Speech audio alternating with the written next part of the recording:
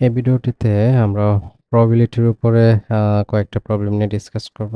তো আমাদের first problem দেখতেছি, a box contains 6 black ball and four white balls. If two balls are selected at random without replacement, what is the probability that both balls are white? So এটা কি বলছে question, যে আমাদের একটা box আছে, এই বক্সের মধ্যে অ্যাকচুয়ালি 6টা ব্ল্যাক বল আছে, 6টা ব্ল্যাক আছে আর 4টা হোয়াইট বল আছে। আমি হোয়াইট গুলাকে একটু ব্লু কালার করে দিচ্ছি।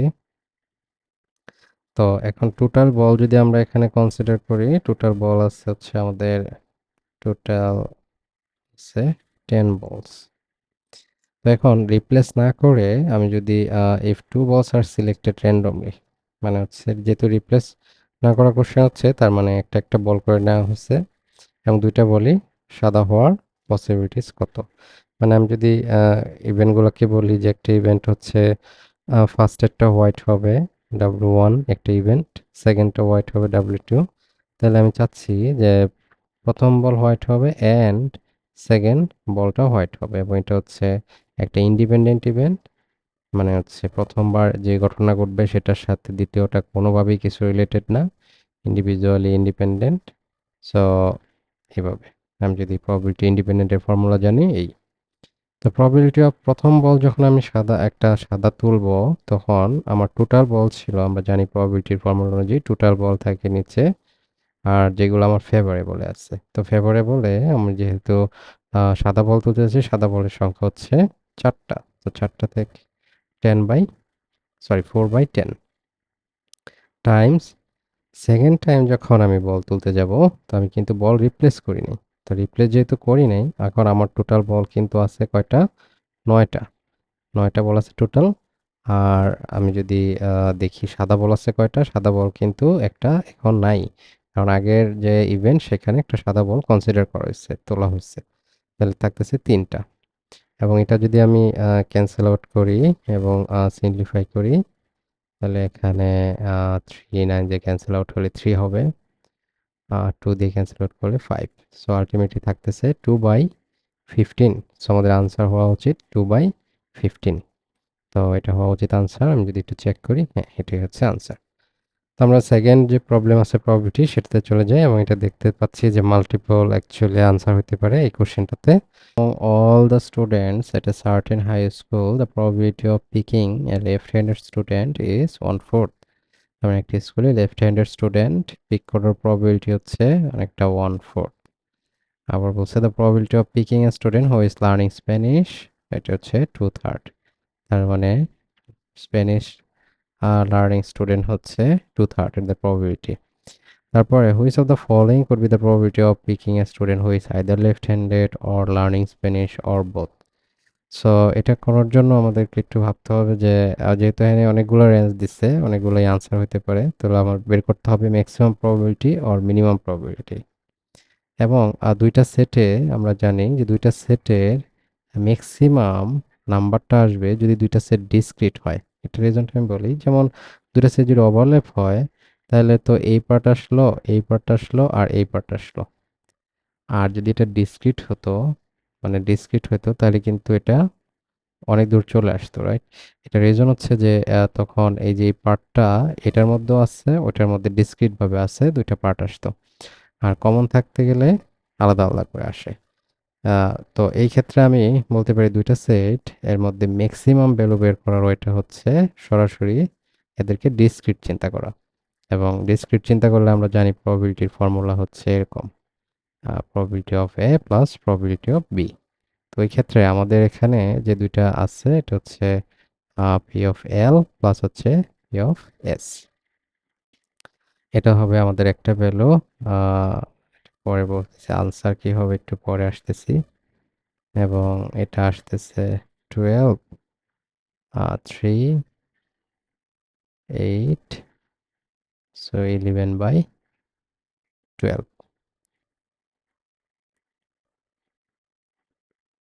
তারপরে এখন আমাদের চিন্তা করতে হবে যে মিনিমাম, মিনিমামের ব্যাপারটা একটু বুঝতে গেলে এরকম যে দুইটা সেটের মিনিমাম ভ্যালুটা আমরা পাই যদি একটা সেট আরেকটা সেটের ভিতরে থাকে, যেমন আইদার এল সেটটা এস এর ভিতরে, মানে এল সেটের ভিতরে এস সেটটা আছে, অথবা এস সেটটা যদি বাইরে থাকে, এল সেটটা যদি এস এস এর ভিতরে থাকে, এরকম হলে আমরা মিনিমাম নাম্বার পাবো। কারণ কি, তখন একটা সেটকে আলাদা করে কনসিডার করতে হয় না, কারণ ওই সেটের সম্পূর্ণ উপাদানগুলো আরেকটা সেটের মধ্যে থাকে। তো ওই ক্ষেত্রে আমরা এখানে যদি প্রবাবিলিটি থেকে দেখি, এই দুইটা প্রবাবিলিটির মধ্যে হায়েস্ট যে ভ্যালুটা আছে এটা হচ্ছে বড় সেট থাকবে, যেমন 2/3। এই সেটটা হচ্ছে এখানে বড়, দুইটার মধ্যে ম্যাক্সিমাম যে ভ্যালুটা সেটাই থাকবে। তো আমি চিন্তা করতে পারি অনেকটা লোয়েস্ট প্রবাবিলিটির ভ্যালুটা হচ্ছে ওইটা। তার মিনিমাম যে প্রবাবিলিটির ভ্যালু এবং ম্যাক্সিমাম যে প্রবাবিলিটির ভ্যালু, এর ভিতরেই হচ্ছে আমার সব ধরনের প্রবাবিলিটিগুলো থাকবে। সেটা হইতে পারে শুধু স্প্যানিশ, শুধু কি বলে এটাকে, লেফট হ্যান্ডেড, অথবা স্প্যানিশ লেফট হ্যান্ডেড, বোথ, সব ধরনের। সো আমি একটা নাম্বার পাইছিলাম, সেটা হচ্ছে 11/12, এটা ক্যালকুলেট করে। আরেকটা নাম্বার হচ্ছে পাবো এই দুইটার মধ্যে যেটা ম্যাক্সিমাম। কারণ কি, আমি যদি মিনিমাম মানে কি বলে নাম্বার অফ সেটের প্রবাবিলিটি বের করতে চাই, তো এখানে আমি দেখতেছি এখানে ম্যাক্সিমাম ভ্যালুটা হচ্ছে 2/3। এই দুইটার মধ্যে ম্যাক্সিমাম ভ্যালু। তো আমি দুইটা নাম্বার পেয়ে গেছি, একটা হচ্ছে 2/3 আর একটা হচ্ছে 11/12। এই দুইটা নাম্বারের মাঝে এখানে যে নাম্বারগুলো পাবো সেই নাম্বারগুলোই হচ্ছে আলটিমেটলি আমার প্রবাবিলিটি হবে। মানে একটা হচ্ছে 11/12 আর একটা হচ্ছে 2/3 এর মাঝে। আমরা একটু বোঝার জন্য এটাকে একটু ডেসিমালে নেই, ডেসিমালে নিয়ে একটু চিন্তা করি যে ভ্যালুগুলো কিরকম আসে।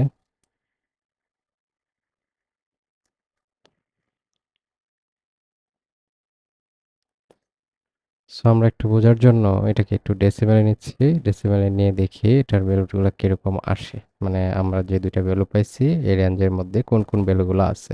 আমাদের দুইটা নাম্বার ছিল, একটা হচ্ছে 11/12 আর একটা হচ্ছে 2/3। এর মাঝখানে নাম্বারগুলো হচ্ছে আমাদের আনসার। এবং 2/3 এর যে অ্যাপ্রক্সিমেট ভ্যালু সেটা হচ্ছে 0.6 666। অ্যান্ড 11/12 এটার যে অ্যাপ্রক্সিমেট ভ্যালু, আমি সরাসরি ক্যালকুলেটারে চলে যাচ্ছি। 11/12 এটার ভ্যালুটা হচ্ছে 0.9। তো 0.6666 থেকে অনেকটা 0.91 এর মধ্যে যে ভ্যালুগুলো আছে সেগুলোই হচ্ছে আমার এখানকার প্রবাবিলিটি। আমরা একটু মনে রাখি, একটা হচ্ছে 0.66 থেকে 0.91। এবং এখানে দেখতে পাচ্ছি যে নাম্বারগুলো আছে, যেমন এটা থাকবে, এটা এক্স্যাক্টলি এটার সমানই অ্যাকচুয়ালি। এটা আসবে একটা নাম্বার যেটা আমি অ্যাপ্রক্সিমেট যদি লিখি 0.7 সামথিং আসবে। এটা আসবে হয়তো 0.8 সামথিং। এটা আসবে হয়তো 0.8 সামথিং। সো এটা আসবে 0.5, যেটা হচ্ছে এই রেঞ্জের বাইরে। সো আমার এখানে আনসার হবে এই প্রবাবিলিটিগুলা। কারণ আমি ম্যাক্সিমাম এন্ড মিনিমাম যে প্রবাবিলিটি আছে এর রেঞ্জের মধ্যে এই ভ্যালুগুলো মাস্ট আছে, মানে এগুলো হতে পারে। তো এটা ছিল আমাদের সেকেন্ড ম্যাথ। আমরা এখন থার্ড ম্যাথে চলে যাব। তো প্রবাবিলিটির এই কোশ্চেন নাম্বার 3-তে আমরা দেখতে পাচ্ছি একটা ম্যাথ যে আহ, এটা হচ্ছে নিউমেরিক্যাল এন্ট্রি বেস ম্যাথ। মানে আমার আনসারটা লাস্টে এখানে লিখতে হবে, এই যে এখানে লিখতে হবে। তো কোশ্চেনটা হচ্ছে যে in basketball when Monica takes her first free throw she has 50% chance of scoring. মানে একটা বাস্কেটবল কেউ, মনিকা নামে কেউ এটা যখন ছুড়ে দেয় তখন 50% চান্স হচ্ছে তার স্কোর করা, বাস্কেটে ফেলার। আর she has 75% chance of scoring on this throw if she scored on immediately previous throw. মানে হচ্ছে একবার থ্রো করার পর যদি বাস্কেটে ফেলতে পারে, তো এর পরের বার থ্রো করেও ফেলার যে পসিবিলিটি সেটা হচ্ছে 75%, মানে পসিবিলিটিসটা বেড়ে যায়। আর but only 25% chance of scoring on this throw if she didn't score on the immediately previous throw। তার মানে হচ্ছে যে আগের থ্রোতে যদি সে স্কোর না করে সেক্ষেত্রে তার পসিবিলিটিসটা হচ্ছে 25%। মানে হচ্ছে অনেকটা কনফিডেন্স লেভেল কমে যায়, যে কারণে হয়তো তার স্কোর করার পসিবিলিটিসটা কমে যায়। তো এটা হচ্ছে আমাদের ইনফরমেশন দেওয়া। তারপর কি বলছে যে suppose she has to take a set of 3 free throws in a row, মানে 3টা থ্রো করবে একটানা, এবং she does not score on the first one, মানে প্রথমটাতে কোনো স্কোর করে না এটা বলে দিচ্ছে। and what is the possibilities বা probability that she scores at least once on one of the subsequent two throws, মানে হচ্ছে দ্বিতীয় বা প্রথম থ্রোতে তো অ্যাকচুয়ালি স্কোর করতে পারে নাই, দ্বিতীয় থ্রো আর হচ্ছে তৃতীয় থ্রো, এই থ্রোগুলাতে কোনো একটাতে বা দুইটাতেই মানে স্কোর করার যে প্রবাবিলিটি সেটা আমাকে বের করতে হবে।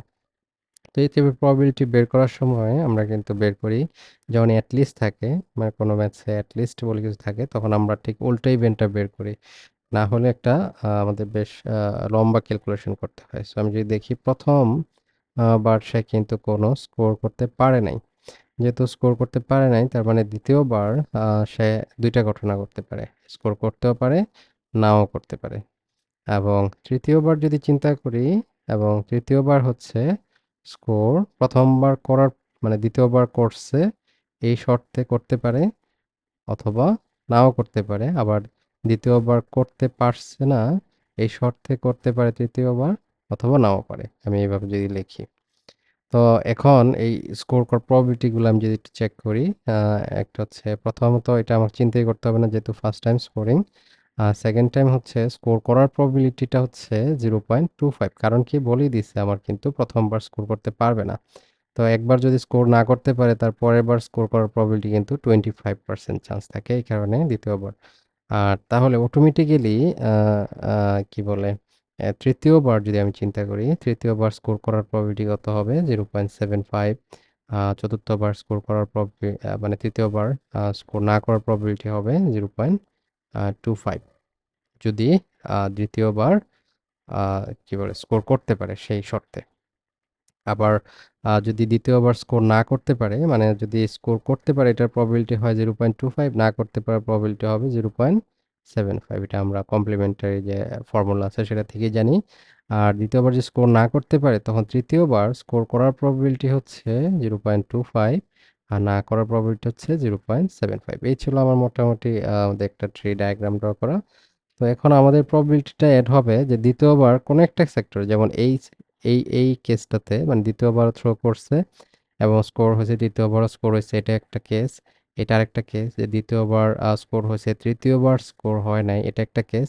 আবার হচ্ছে দ্বিতীয়বার স্কোর হয় নাই বাট তৃতীয়বার স্কোর হয়েছে, এটা একটা কেস। এই তিনটা কেসে আমাকে কনসিডার করে আনসার বের করতে হবে, এটা কিন্তু বলছে অ্যাট লিস্ট একটাতে। বাট আমি যদি একটু টেকনিক্যালি শুধুমাত্র এই কেসটা চিন্তা করি যে দ্বিতীয়বার স্কোর হয় নাই, দ্বিতীয়বারও স্কোর হয় নাই, তাহলে কিন্তু আমার জন্য ইজি হবে ক্যালকুলেশন।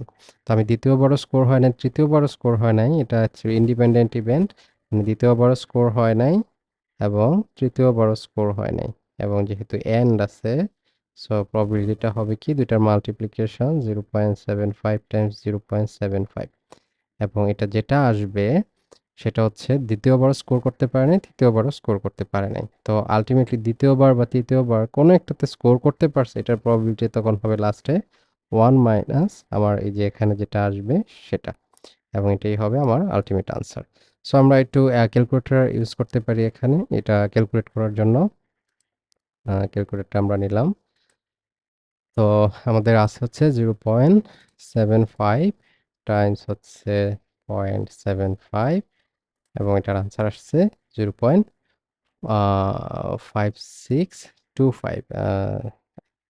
0.5625। আর এখানে যদি আমরা দেখি 1 - 0.5625, এটা যদি মাইনাস করি তাহলে আসতেছে 1 - 0.5625, এদিকে হচ্ছে 0.4375, 0.4375, so 0.4375, 0.4375।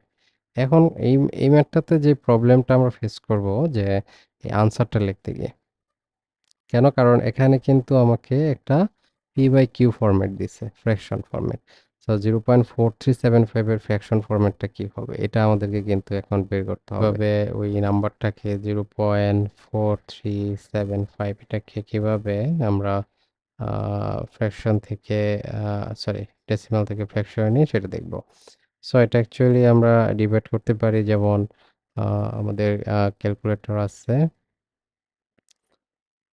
ক্যালকুলেটরে 4 সরি 4375 ডিভাইড বাই 25, 25 দিলে উপরে থাকবে 175, আর নিচে 10,000-কে যদি আমি 25 টাইমস ডিভাইড করি তাহলে আসবে 400, এবং স্টিল 25 দিয়ে ডিভাইড যায়, সো 175, এটাকে যদি আমি 25 দিয়ে ডিভাইড করি তাহলে আসতেছে 7,